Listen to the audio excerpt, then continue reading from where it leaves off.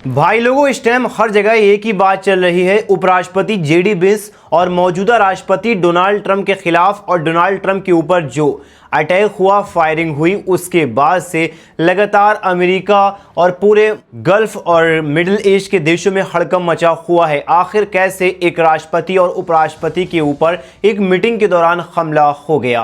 दोस्तों, कहा जाता है कि अगर आप किसी के साथ गलत करेंगे तो आपके साथ भी जरूर गलत होगा, आप भी उस चीज को भुगतेंगे। अगर आपने किसी के साथ गलत किया है तो एक ना एक दिन उसका अंजाम आपको भुगतना ही पड़ेगा। ऐसा ही कल के दिन उपराष्ट्रपति जेडी वेंस जो पाकिस्तान की यात्रा पर गए हुए थे, ईरान और अमेरिका वॉर को रुकवाने के लिए एक बड़ा मोहरा के तौर पर राष्ट्रपति को भेजा गया था। और उपराष्ट्रपति को भेजने का काम किसका था? ये काम था डोनाल्ड ट्रंप का।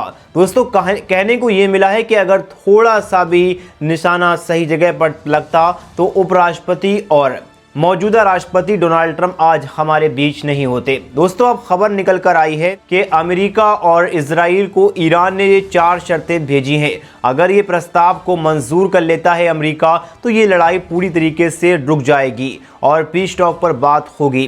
दोस्तों, सुनने में आया है कि अगर ये लड़ाई पूरी तरीके से रोकना है तो ईरान की ये बातें अमेरिका को माननी पड़ेगी। अगर ये बात नहीं मानता है तो ईरान इस लड़ाई को कंटिन्यू करेगा। दोस्तों, आप ये खबर देख सकते हैं कि युद्ध खत्म करने के लिए ईरान ने अमेरिका को भेजा गया प्रस्ताव, क्या मानेंगे ट्रंप? आज सिचुएशन रूम में बैठक होगी। दोस्तों, ये बैठक होगी कहां पर? अमेरिका में होगी। दोस्तों, मिडिल ईस्ट में जारी लड़ाई के बीच अमेरिका ईरान का एक नया शांति प्रस्ताव भेजा गया है। पाकिस्तान, तुर्की और कई बड़े देशों के जरिए से ये पैगाम अमेरिका को भेजा गया है। अगर ये पैगाम एक्सेप्ट करता है, ये पैगाम कौन एक्सेप्ट करता है? अमेरिका एक्सेप्ट करता है तो ये लड़ाई पूरी तरीके से रुक जाएगी। दोस्तों, क्या क्या इसमें कंडीशन रखी गई हैं ईरान की जानिब से अमेरिका की तरफ? अगर ये कंडीशन को अमेरिका मानता है, डोनाल्ड ट्रंप मानता है, तो ये लड़ाई रुक जाएगी। दोस्तों, एक रिपोर्ट के मुताबिक इस प्रस्ताव के मिलने के बाद राष्ट्रपति ट्रंप आज व्हाइट हाउस के सिचुएशन रूम में अपनी टीम, नेशनल सिक्योरिटी और फॉरेन पॉलिसी टीम के साथ एक बहुत महत्वपूर्ण मीटिंग करेंगे। इस मीटिंग में तय होगा कि अमेरिका ईरान को नई शर्तों को स्वीकार करेगा या घेराबंदी और करेगा।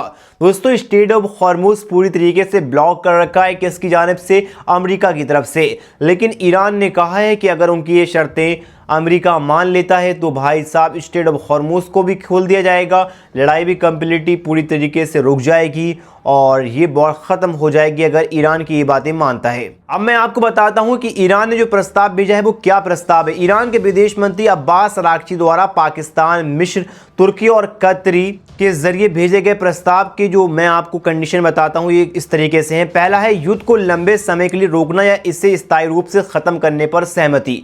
ये पहली कंडीशन ईरान ने जो भेजी है अमेरिका को। दूसरी कंडीशन हॉर्मुज का खोलना, समुद्री रास्ते से प्रतिबंध हटाना और तेल व माल की आवाजाही को फिर से बहाल करना। यानी अमेरिका से ईरान ने कहा है कि स्ट्रेट ऑफ हॉर्मुज को पूरी तरीके से खोल दिया जाए तभी ये लड़ाई रुक जाएगी। और तीसरा है परमाणु वार्ता में देरी। ईरान चाहता है कि परमाणु मुद्दे पर चर्चा बाद के चरणों में की जाए, यानी घेराबंदी पहले खोली जाए, उसके बाद परमाणु वार्ता पर बात हो। ये बाद का मुद्दा है, यानी अमेरिका से ईरान खुले लफ्जों में कह रहा है कि पहले इस लड़ाई को रोको, उसके बाद परमाणु वार्ता पर बात होगी, वो भी देख लिया जाएगा बाद में। इस तरीके से ये कंडीशन ईरान की जानिब से अमेरिका को सौंपी गई है। वहीं ईरान ने कहा है कि जो ट्रंप ने अपना खतरनाक रुख अपनाया हुआ है वो पूरी तरीके से रोक दिया जाए। वहीं ट्रंप इस ईरान के बयान, इस कंडीशन के बाद ट्रंप की तरफ से एक बयान आया है।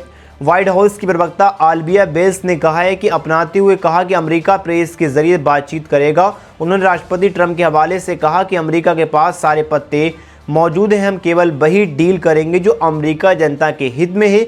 ईरान को परमाणु हथियार बनाने की अनुमति कभी नहीं दी जाएगी, ये साफ कह दिया गया है अमेरिका की जानिब से। ईरान ने जो प्रस्ताव भेजा था उसके बाद ये व्हाइट हाउस की प्रवक्ता हैं जिन्होंने इस तरीके से बयान दिया है अमेरिका के राष्ट्रपति ट्रंप के हवाले से बयान दिया गया है। वहीं ट्रंप ने ईरान को चेतावनी देते हुए कहा है कि हार्मूज की लाइनें बंद रहती हैं और भारी मात्रा में जो ऑयल पूरी तरीके से स्टोर ईरान में हो रहा है वो कभी भी फट सकता है। तो ईरान बात मान लेना, तो उसका जो भंडार है जब बिकेगा नहीं, वो यूज़ नहीं करेगा, तो वो पूरी तरीके से ज्वालामुखी की तरह फट कर ईरान को बहुत बड़ा नुकसान होगा, देश तबाही में आ जाएगा। इसीलिए ईरान हार मान ले, ये ट्रंप कह रहा है। जिस पर कल हमला हुआ था उपराष्ट्रपति और ट्रंप के ऊपर, जिस तरीके से फायरिंग हुई थी, यानी कल ही अगर फायरिंग ठीक जगह पर हो जाती तो ट्रंप आज इस तरीके से बयानबाजी नहीं करता और ट्रंप कहां का मारा कहां होता।